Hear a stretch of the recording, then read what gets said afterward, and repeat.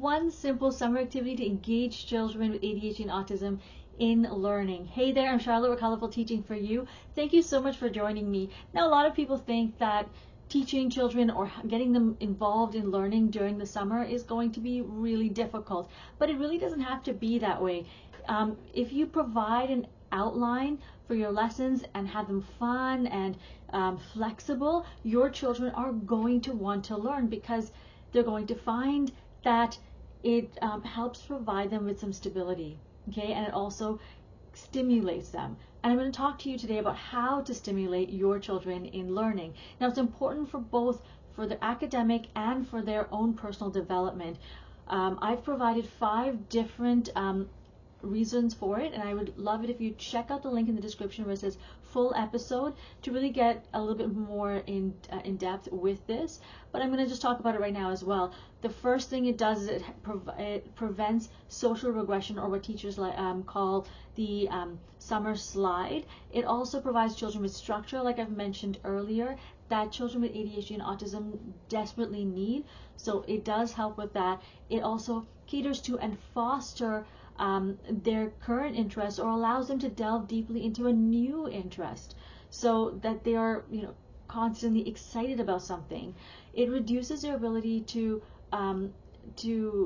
transition, to struggle with transition. So from their initial grade to the summer grade, summer slowdown to the next grade. So you're allowing them to have a little bit more of a leg up, shall we say, when they're trying to transition from their grades and into the summer, because it's really difficult when children are learning during the school year, and then they're just relaxed and doing almost nothing during the summer months, and then you're expecting them to go right into learning again.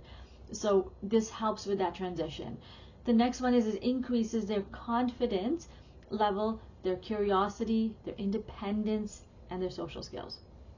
And that's what we want. So let's look at one summer activity. And for me, it's all about project-based learning, because this allows them to really learn about themselves. It allows them to gain some real-world applicability. It focuses on their interests, or provides them with an avenue to look into a different thing that they might be interested in. It focuses on creativity, and it fulfills a purpose for your children, and when they complete the task, it provides them with a sense of accomplishment.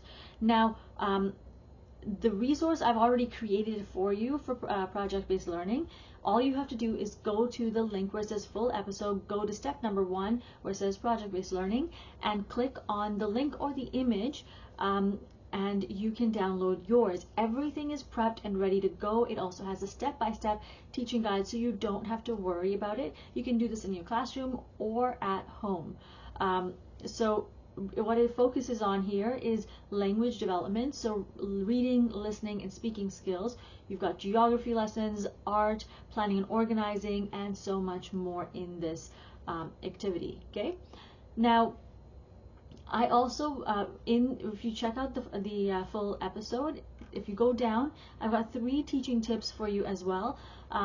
We're just going to go through it really quickly, but you may want to read the description. Okay, so the first one is about when you're teaching your children with ADHD and autism, I highly recommend breaking it down into small bits for your children and being very clear with the steps so that they know what is expected of them.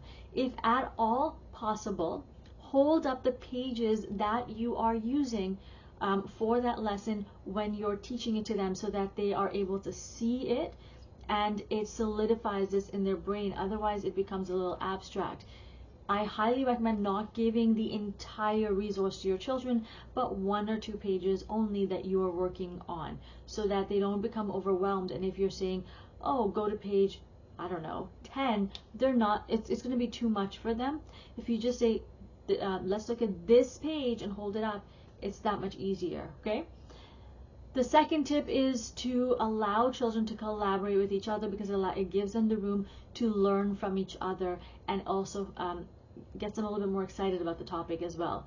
And the third tip is to let your children delve deeply and to allow for creativity.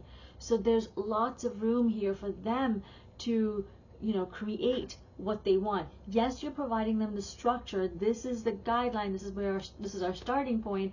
But they get to go where they want to go with it. They get to choose the decor of a specific room or whatever it is that the project is about. Okay, so have them go delve deeply into it with their own sense of creativity.